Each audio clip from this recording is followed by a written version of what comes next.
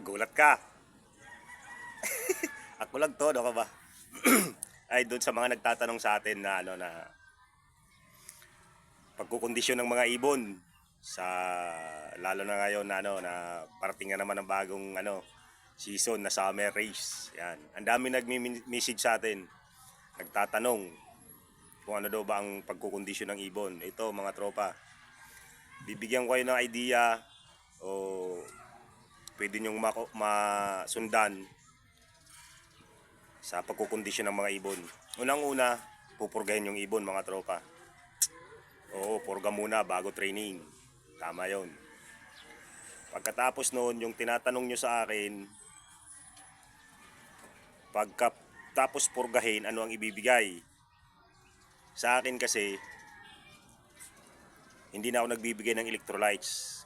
Pero kung wala naman kayo nung ginagawa ko na oregano, bawang, luya, honey, bawang, mag-electrolytes kayo.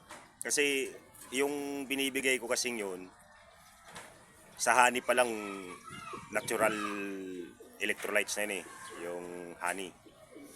Tapos tinatanong nyo ako anong vitamins sa training. Ayan, ang dami nagtatanong sa atin ano ang vitamins sa training. Wala. Wala tropa, wala. Wag kayo magbibigay ng vitamin sa training. Hayaan nyo ang ibon na ma-develop ang kanilang lakas. Hanggang saan ang kakayanan nila. Kasi ang ibon habang nagtitraining sa natural training, lalo silang lumalakas. Yan yon mga tropa. Huwag kayong bibigay ng ng vitamins kahit na sa electrolytes pagdating training. Hindi, huwag kayo magbigay. Pero kung hindi naman kayo maniwala sa akin, dahil nagtatanong din naman kayo, ito sinasabi ko naman kasi ito yung paraan ko sa pagtitraining ko, pagkukondisyon ng ibon.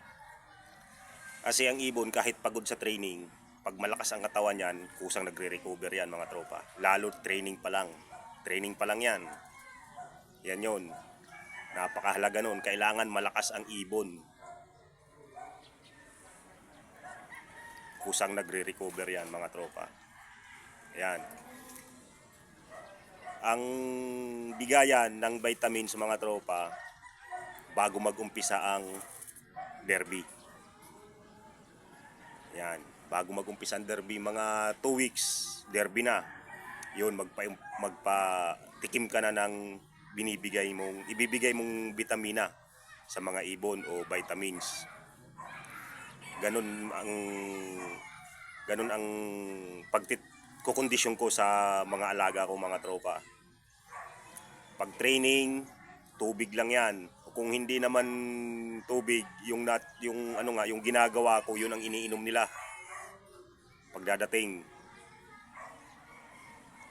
Kasi ang kagandahan kasi doon, yung oregano, bawang, luya, honey, maganda sa ibon. Yung nabanggit ko nga kanina, yung honey, natural yon, electrolytes. Oh, di natural, ibigay mo. Pero hindi ako nagbibigay ng yung mga powder na ihalo sa tubig, hindi. Kaya ako naman pinagsama-sama na yun kasi maganda sa ibon yun. Pampalakas din ng katawan. Tapos ang kagandahan dyan, wag nyong kakalimutan ang El Toro Probiotic mga tropa. Pampalakas ng katawan, pampatibay ng liparan, pampalakas ng stamina. Ayan, El Toro Probiotic mga tropa. Wag nyong kakalimutan yan. Yan ang wag nyong aalisin sa kulungan nyo sa pagkukondisyon. Ang bilis magkondisyon sa ibon ng El Toro Probiotic mga tropa. Tapos balik tayo doon sa sa pagdating na ng derby. Anong mga binibigay na vitamins? Ang kadalasan yung nakikita sa akin, amino acid, B-complex, honey. Kahit na anong B-complex tropa, mapatablet yan o liquid, pwede yan.